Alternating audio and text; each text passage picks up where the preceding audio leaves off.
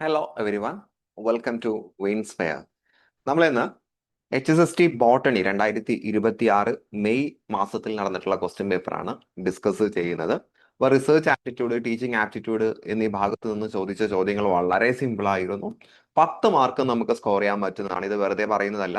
നമ്മൾ ഇതിനു മുന്നേ ഒരു 50 PYQs ഡിസ്കസ് ചെയ്തിട്ടുണ്ടല്ലോ. ആ ഒരു ക്ലാസ് നോക്കുന്ന ആൾക്ക് തന്നെ ക്ലിയർ ചെയ്യാൻ പറ്റുന്ന അത്ര എളുപ്പമായിരുന്നു കേട്ടോ. എളുപ്പമായിരുന്നു, വളരെ എളുപ്പമായിരുന്നു. ഇതുവരെ നടന്ന HSSTയിൽ എനിക്ക് എളുപ്പമായിട്ട് ഫീൽ ചെയ്തിട്ടുള്ളത് ഈ ഒരു എക്സാമിലെ ചോദ്യപേപ്പറാണ്. സോ സമയം കളയുന്നില്ല, ഞാൻ ക്വസ്റ്റ്യൻസിലേക്ക് പോകുന്നു. ഒന്നാമത്തെ ചോദ്യം ഇതാണ്: which of the following statement is true regarding teaching? ടീച്ചിങ്ങുമായിട്ട് ബന്ധപ്പെട്ട ശരിയായ പ്രസ്താവന. Standardised test encourage broader as well as deeper learning. Standardised test എന്ന് പറഞ്ഞാൽ ഒരു എക്സ്പേർട്ട് പാനൽ നടത്തുന്ന ടെസ്റ്റാണ്. ഇപ്പൊ നമ്മുടെ SSLC ബോർഡ് എക്സാം, +2ന്റെ ബോർഡ് എക്സാം ഒക്കെ സ്റ്റാൻഡർഡൈസ്ഡ് ടെസ്റ്റ് ആണ്. അത് വളരെ ബ്രോഡർ ഡീപ്പർ ലേണിങ്ങിനെ പ്രോത്സാഹിപ്പിക്കുന്നതാണോ? അല്ല. നമ്മൾ സ്റ്റാൻഡർഡൈസ്ഡ് ടെസ്റ്റിനെ കുറിച്ച് പറയുന്ന വിമർശനം തന്നെ അത് പലപ്പോഴും കുട്ടികളുടെ മാർക്ക് നൽകുന്നതിന് വേണ്ടി അവർക്ക് കൃത്യമായിട്ടും ഒരു ക്രൈറ്റീരിയ കവറപ്പ് ചെയ്തിട്ടുണ്ടോ അല്ലെങ്കിൽ അവർ പൂർത്തിയാക്കിയിട്ടുണ്ടോ എന്ന് അളക്കുന്നതിന് വേണ്ടി മാത്രമാണ് നമ്മൾ നടത്തുന്നത്. അപ്പൊ അവിടെ ഒരിക്കലും ഒരു ഡീപ്പർ ബ്രോഡർ ലേണിങ്ങിനെ അല്ല അസസ് ചെയ്യുന്നത്. കുട്ടികൾ എലിജിബിൾ ആണോ എന്നുള്ളതിനെയാണ് അവിടെ അസസ് ചെയ്യുന്നത്. Then communicating clear learning expectations to the learners enhance their learning effort and motivation. അത് കറക്റ്റാണ്. കുട്ടികൾക്ക് അവരുടെ കൃത്യമായിട്ടുള്ള ലേണിംഗ് എക്സ്പെക്ടേഷൻസ് ഒക്കെ കമ്മ്യൂണിക്കേറ്റ് ചെയ്യാൻ, കുട്ടികളെ മോട്ടിവേഷൻസും മറ്റു കാര്യങ്ങളൊക്കെ കൊടുത്ത് പ്രൊമോട്ട് ചെയ്യാൻ, അതാണ് കറക്റ്റ് ആൻസർ. ഇവിടെ കറക്റ്റ് കൊടുത്തിട്ടുണ്ട്. Then large classes often make teaching learning more efficient and effective. ക്ലാസ്സിൽ കുട്ടികൾ കൂടിക്കഴിഞ്ഞാൽ നമുക്ക് എഫക്റ്റീവ്നെസ്സും എഫിഷ്യൻസിയും കൂടുകയല്ല ചെയ്യുന്നത്.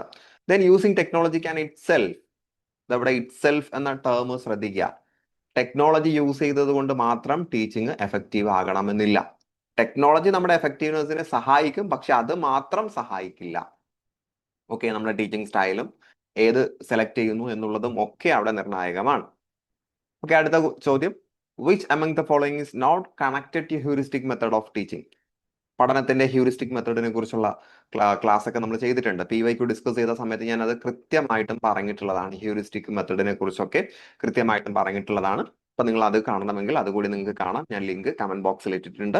മാത്രമല്ല, നമ്മൾ ചെയ്യുന്ന ക്ലാസ്സുകളുടെ നോട്ട്സ് ഒക്കെ നമ്മുടെ ടെലഗ്രാം ചാനലിൽ ഇട്ടിട്ടുണ്ട്. ടെലഗ്രാമിന്റെ ലിങ്കും ഞാൻ താഴെ ഷെയർ ചെയ്യുന്നുണ്ട് കേട്ടോ. സോ ഹ്യൂറിസ്റ്റിക് മെത്തേഡുമായിട്ട് ബന്ധപ്പെടാത്തത് പാസീവ് റിസപ്ഷൻ ലേണിംഗ്. അതൊക്കെ പണ്ടായിരുന്നു. ഈ പാസീവ് റിസപ്ഷൻ അഥവാ സ്റ്റുഡന്റ് സെന്റേർഡ് ലേണിംഗിന്റെ കാലഘട്ടം കഴിഞ്ഞു അല്ലെ.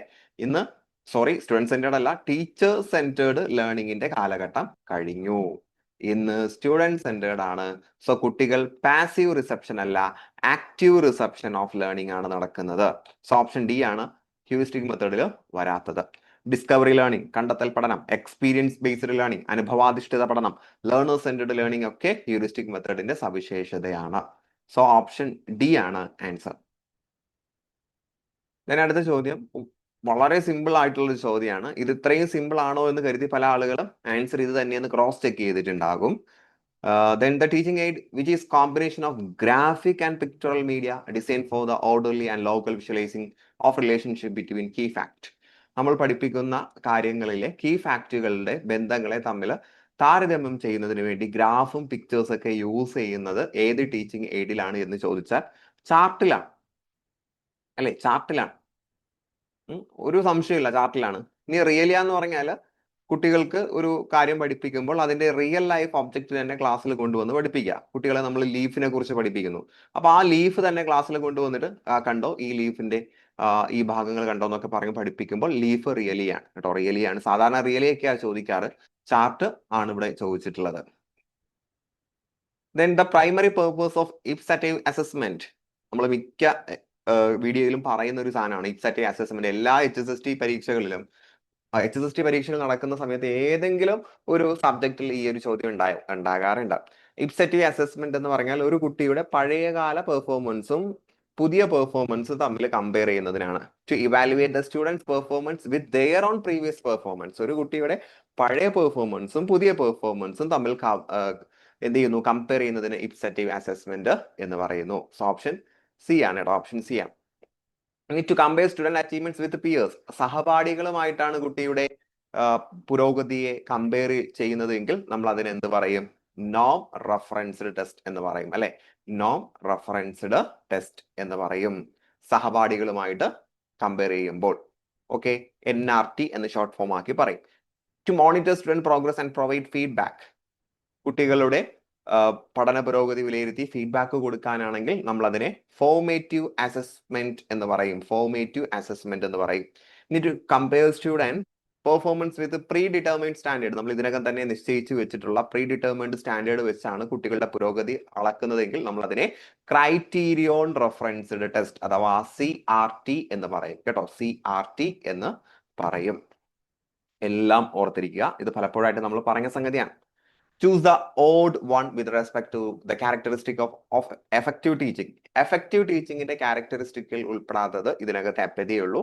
പലപ്പോഴും നമുക്ക് സംശയം തോന്നും ഈ ഒരു ഓപ്ഷൻസ് കാണുമ്പോൾ. അപ്പൊ ഇതിൽ കൂട്ടത്തിൽ നമുക്ക് എടുത്തു പറയാൻ പറ്റാത്തത് അപ്പതേ ഉള്ളൂ. അഡാപ്റ്റബിലിറ്റി, സാഹചര്യം അനുസരിച്ച് ഓരോ അധ്യാപകൻ തന്റെ ശൈലി മാറ്റണം. റിഫ്ലക്ഷൻ, കുട്ടികളുടെ ഫീഡ്ബാക്ക് അനുസരിച്ച് നമ്മുടെ പഠന ശൈലിയിൽ, അധ്യാപന ശൈലിയിൽ മാറ്റം വരണം.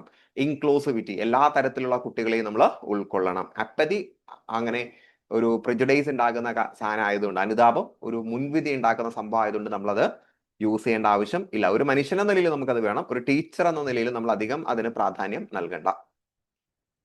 Okay, then which among the following is most appropriate with the respect of basic research?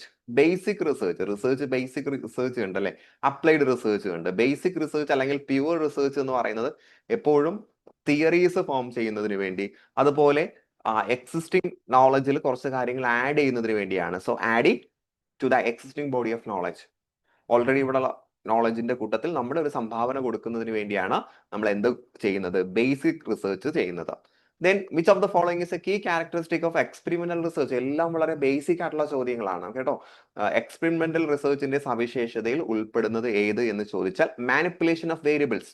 Variables നമുക്ക് ഇൻഡിപെൻഡന്റ് വാരിയബിൾ കൊണ്ടുവന്നിട്ട് ഇൻഡിപെൻഡന്റ് വാരിയബിളിൽ മാറ്റം വരുത്തി കഴിഞ്ഞാൽ എങ്ങനെ ഡിപെൻഡന്റ് വാരിയബിളിൽ വ്യത്യാസം വരും എന്നൊക്കെ നമ്മൾ നോക്കുന്നത് എക്സ്പെരിമെന്റൽ റിസർച്ചിലാണ്. സോ ഓപ്ഷൻ ഡി ആണ് ആൻസർ.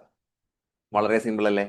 ദെൻ അടുത്ത question, the process of informing research participant about the major features of our research study and the nature of their enrollment is known as. നമ്മൾ ഗവേഷണത്തിൽ പങ്കെടുക്കുന്നതിന് വേണ്ടി കുറെ ആളുകളെ കൊണ്ടുവന്നിട്ട് അവരോട് ഇന്നതൊക്കെയാണ് നമ്മൾ നടത്താൻ പോകുന്നത്, നിങ്ങൾ ഇന്ന രീതിയിലാണ് സഹകരിക്കേണ്ടത് എന്നൊക്കെ പറഞ്ഞു കൊടുക്കുന്നതിന് നമ്മൾ പറയുന്ന പേര് ഇൻഫോംഡ് കോൺസെന്റ്. ഈ സെയിം സാധനം തന്നെ നമ്മൾ ഒരു ക്ലാസ്സിൽ ചെയ്തിട്ടുണ്ട്, മുൻകഴിഞ്ഞ ഒരു ക്ലാസ്സിൽ നമ്മൾ ചെയ്തിട്ടുണ്ട്. സോ ഓപ്ഷൻ എ ആണ് ആൻസർ. കണ്ടോ, ആവർത്തിക്കാത്ത ചോദ്യങ്ങളൊന്നുമില്ല, പുതിയ ചോദ്യങ്ങളൊന്നുമില്ല. You are preparing to present your research finding at a conference. ഇത് കുറച്ചുകൂടി ഒന്ന് ചിന്തിക്കേണ്ട ഒരു ചോദ്യമാണ്. കോൺഫറൻസിൽ പങ്കെടുക്കുന്നതിന് വേണ്ടി നമ്മൾ എന്ത് ചെയ്യുന്നു? തയ്യാറെടുക്കുന്നു. Compare to a research paper, conference present should be. ഒരു റിസർച്ച് പേപ്പറിനെ അപേക്ഷിച്ച് എങ്ങനെയായിരിക്കണം കോൺഫറൻസ്? കോൺഫറൻസ് ആകുമ്പോൾ ഒരു ലാർജ് ഈവന്റ് ആയിരിക്കും, അപ്പൊ നമുക്ക് കുറഞ്ഞ സമയമായിരിക്കും കിട്ടുക. അപ്പൊ നമ്മൾ വളരെ ചുരുക്കി കാര്യങ്ങൾ അവതരിപ്പിക്കണം, അല്ലെ? More കോൺസെൻസ് and visually engaging. കുറെ ആളുകൾ ഉണ്ടാകും, അപ്പൊ അവരെ എൻഗേജ് ചെയ്യിപ്പിക്കുന്ന രീതിയിൽ നമ്മൾ പ്രസന്റേഷൻ ഒക്കെ യൂസ് ചെയ്ത് ചെയ്യണം. അതുപോലെ മോർ കോൺസൈൻസ് ആയിരിക്കണം, കുറച്ചുകൂടി സംക്ഷിപ്തമായിട്ടായിരിക്കണം അവതരിപ്പിക്കേണ്ടത്. Then last question, the primary purpose of including an appendix in a research report. Appendix, ഇതൊക്കെ ഞാൻ പറഞ്ഞിട്ടുള്ളതാണ്, മുൻകഴിഞ്ഞ ക്ലാസ്സിൽ പറഞ്ഞിട്ടുള്ള കാര്യങ്ങളാണ്, പഴയ ക്ലാസ്സുകളൊക്കെ കേട്ടിട്ടുള്ളവർക്ക് മനസ്സിലാകും. അപ്പൻഡിക്സ് എന്ന് പറഞ്ഞാൽ അനുബന്ധമാണ്. അനുബന്ധം വേറെയാണ്, അതുപോലെ റെഫറൻസ് വേറെയാണ്. റെഫറൻസിൽ നമ്മൾ ഏതൊക്കെ പുസ്തകം റെഫർ ചെയ്തു എന്നാ കൊടുക്കുക. അപ്പൻഡിക്സിൽ നമ്മൾ കളക്ട് ചെയ്തിട്ടുള്ള സപ്ലിമെന്ററി ഡാറ്റാസ് കൊടുക്കുകയാണ് ചെയ്യുന്നത്. To provide supplementary data supporting main text, നമ്മുടെ മെയിൻ ടെക്സ്റ്റിനെ സഹായിക്കുന്ന സപ്ലിമെന്ററി ഡാറ്റാസ്. ചിലപ്പോൾ നമ്മൾ അതിനകത്ത് സാമ്പിളൊക്കെ ആഡ് ചെയ്ത് വെക്കും, അതാണ് അപ്പൻഡിക്സ്. അനുബന്ധങ്ങൾ എന്ന് മലയാളത്തിൽ പറയും. ഓക്കെ, സോ ഡിയേഴ്സ്, അപ്പൊ ഇതിൽ 10ൽ 10 മാർക്കും സ്കോർ ചെയ്യാൻ പറ്റുന്നതല്ലേ? നിങ്ങൾക്ക് എന്ത് തോന്നുന്നു? അപ്പൊ നമുക്ക് ഇത് കൂളായിട്ട് വായിക്കുന്നത് കൊണ്ട് നമുക്ക് പ്രത്യേകിച്ച് കൺഫ്യൂഷൻ വരില്ല. പക്ഷെ എക്സാം ഹോളിലാണെങ്കിൽ ചിലപ്പോൾ ചെറിയ സംശയങ്ങളൊക്കെ നമുക്ക് അവിടെ ഫീൽ ചെയ്യും, അത് ഉറപ്പാണ്. അപ്പൊ എന്ത് തന്നെ ആയിരുന്നാലും വരുന്ന പരീക്ഷകളിലോ ഈ ഒരു നിലവാരത്തിലാണെങ്കിൽ നമുക്ക് നല്ല മാർക്ക് സ്കോർ ചെയ്യാൻ പറ്റും എന്ന് തന്നെ പ്രതീക്ഷിക്കാം. അപ്പൊ നന്നായിട്ട് പഠിക്കുക, നിങ്ങൾ ആഗ്രഹിക്കുന്ന വിജയത്തിലേക്ക് എത്രയും പെട്ടെന്ന് എത്തിപ്പെടാൻ കഴിയട്ടെ എന്ന് ആശംസിച്ചുകൊണ്ട് ഞാൻ നിർത്തുന്നു. Wish you good luck and good bye.